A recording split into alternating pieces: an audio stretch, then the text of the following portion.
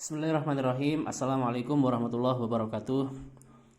Alhamdulillahirabbil alamin. Kita bersyukur kepada Allah Subhanahu wa taala karena pada sampai detik ini ketika kita semua menonton video ini, kita masih diberi kesempatan untuk menikmati nikmatnya menghirup udara. Artinya kita masih hidup. Oke teman-teman, pada kesempatan kali ini saya mau sharing salah satu isi buku yang ditulis oleh Pak Tung Desem Waringin, Work Less Earn More. Jadi di dalam buku ini dia membuat satu skema tentang bagaimana sih kok kemudian ada orang kaya itu semakin kaya.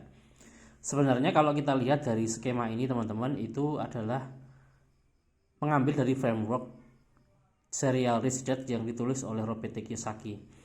Intinya adalah bahwa orang kaya ketika dia mendapatkan income, maka sebagian itu pertama kali langsung disisihkan untuk membangun kolom aset ya.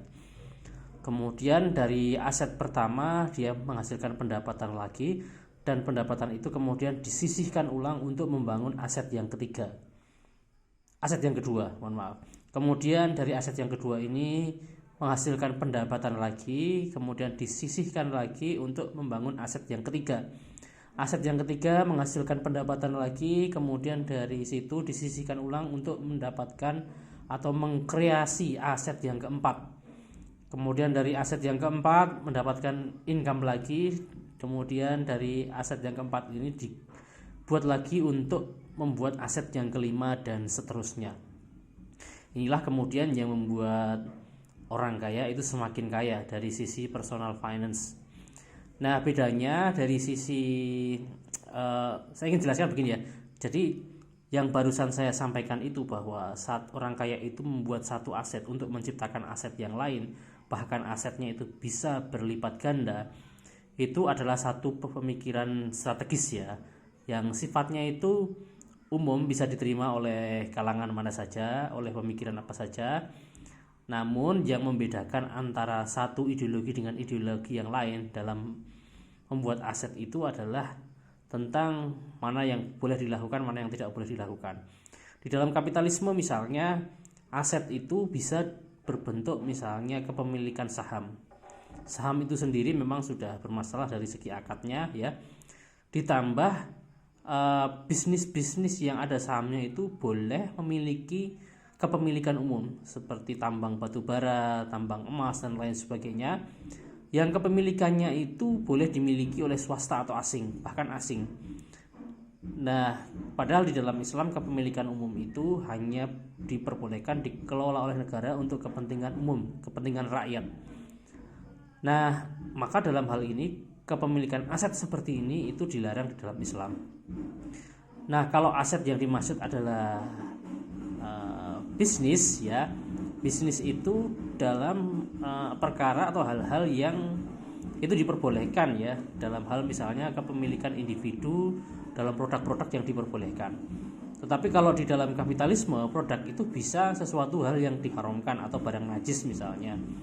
Tapi itu karena itu adalah sebuah bisnis, ada nilai kemanfaatan, maka itu bisa kemudian diambil sebagai instrumen bisnis untuk membentuk aset. Nah di dalam pandangan Islam tentu saja tidak diperbolehkan. Nah oleh karena itu teman-teman, insya Allah di bulan Oktober saya membuka short course 30 hari jago kelola uang batch yang ketiga. Alhamdulillah 2 batch yang sebelumnya sudah diikuti oleh lebih dari 100 peserta, dan mereka sudah mendapatkan manfaatnya langsung seketika ketika batch itu dilaksanakan.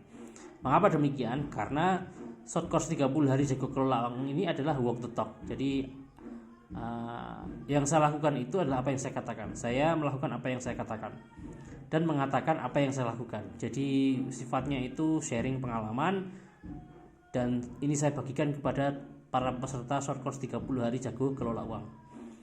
Nah teman-teman akan belajar lebih mendalam apa itu aset, kemudian akan belajar tentang laporan keuangan, termasuk bagaimana membentuk mental keberlimpahan di dalam diri teman-teman semua, bagaimana menginstalnya. Dan tentu saja semuanya masih berada dalam koridor hukum syara. Artinya dalam meng-create sebuah wealthy ya, sebuah kekayaan itu masih berada pada batasan yang dibolehkan dalam hukum syariat. Oke, saya tunggu teman-teman, biayanya sangat terjangkau ya.